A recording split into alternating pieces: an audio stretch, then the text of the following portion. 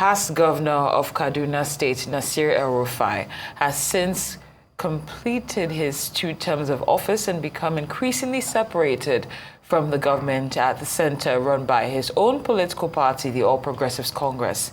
The dissonance in positions between El-Rufai and the federal government over key national issues seems to have become a lot more pronounced under President Bola Tinubu than his predecessor, Muhammadu Buhari. Well, Rise News analyst Dayo Sobowale is here to discuss the exchange of brickbats between the former Kaduna State governor and the presidency, and also the need to promote democratic values in Nigeria. Good afternoon, Mr. Sobowale. We're glad to have you as always. Thank you for joining us. It's a pleasure being here, Suya. Now, does this public clash between El-Rufai and the presidency reflect potentially deeper issues within Nigeria's democratic structure?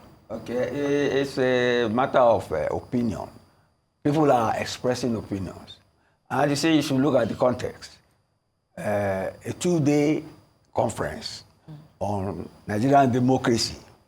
I think it will end today, or maybe it ended yesterday. It was there that people spoke. It's not as if you organize a press conference to criticize the government of the day. But let me make an admission. I have a grudging admiration for El-Rufai, and I'll tell you why. El-Rufai was one of those who made the victory of the APC possible and for us to have this presidency. You remember on the eve of the election, the former president changed the currency, literally the design, on the eve of the election, and Rufai led a group of governors, and they went to court.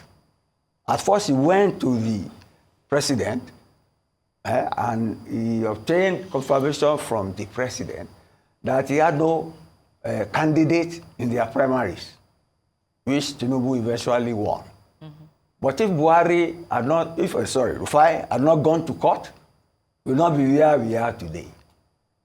So I've commended him here for his bravery in doing that, because it was apparent then that Tinubu's predecessor didn't want him to succeed him. It's as simple as that. But this man was the person who led the challenge, legal challenge, and won. And now the party has been victorious, and of course, he should expect his own reward and largesse. But they treated him badly at the National Assembly. Others were taking a bow for government appointments. They did not approve it. So you see that he's not operating in a vacuum now. He has a grudge against the party. But even what did he really say? What did he really say? That the party has become a no-party, zero-man, one-man party. Man or even that they have not been democratic since they came into power. They have not held meetings and all that. But let me assure you of one thing. He said he will not leave the party. And I think I believe him. And I think I know the political acumen of this president. It will reward him one way or the other. Let's leave Rufai aside. Then the presidential spokesmen, they are doing their own duty.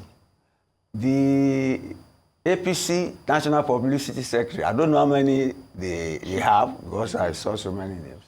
They are doing their own duty too. But what I like was one particular National Publicity Secretary who said Rufai is entitled to his views, but that they will accommodate him. But then it's to be expected that the opposition will be very happy with what Rufai is saying. They have adopted what he has said. So it shows you have a vibrant political system. And it shows that the fears we had the other day about going the one-party way is not likely to happen. Because there are going to be realignment of forces before 2027. And that's going to make interesting analysis for us here. Absolutely. Yeah. We're going to enjoy digging into it and unpacking it. But as it seems that we're already beginning to count down the months and weeks until 2027, there's a statement he made, which is that he feels that the APC has become unrecognizable.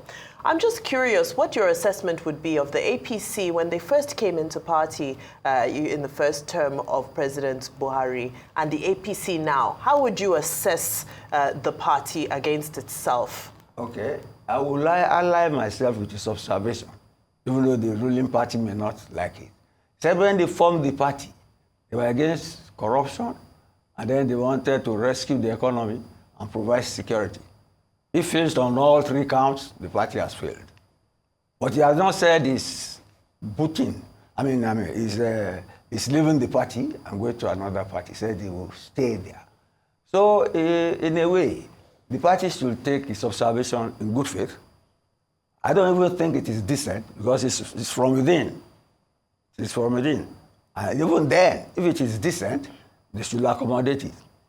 You get me? Decent is the type that comes from Atiku or Obi. You get me? But this is somebody still,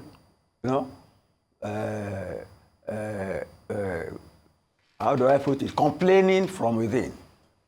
It's a legitimate complaint, and it is in the party's interest to look at his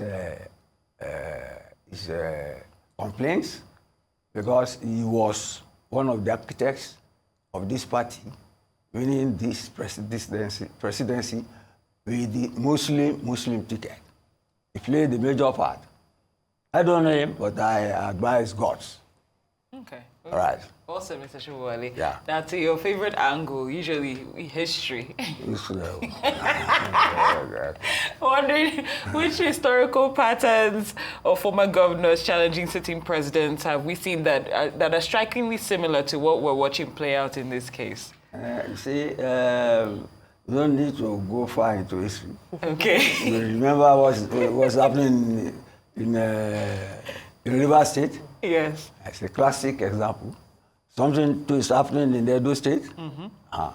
Those are classic examples. I thought you will go international. Let's go international. Let's go. You have the time? Yes, please. You will go international. You see the challenges of the separation of powers in the presidential system. Okay. Like our friend Trump, you get me? He's back. And he's fighting like a wounded lion. Somebody was almost assassinated, who was felony charged.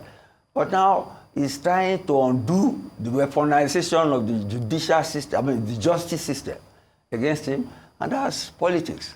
And what I will say is that the APC should listen to all criticism and aspire to be judged fairly and positively by the electorate at the election time, because that is the main lesson to be learned from this last election in the U.S.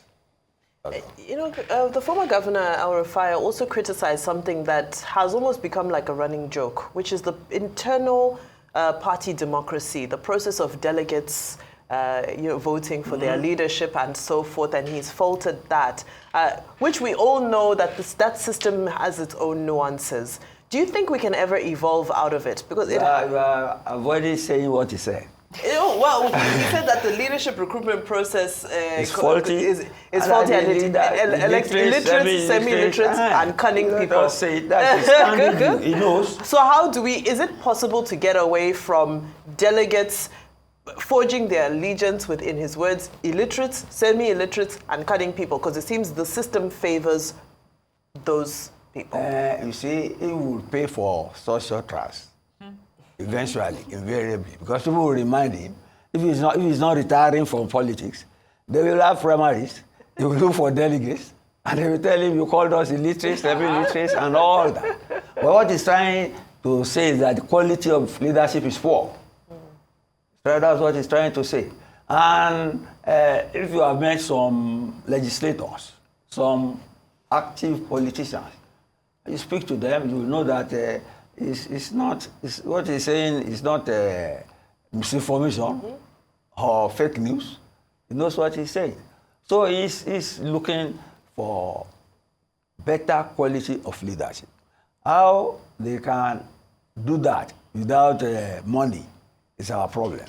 You need 100 million naira to collect presidential form. How many people can afford that? And these people who can afford that who will recruit people at the primaries and who will go in their direction.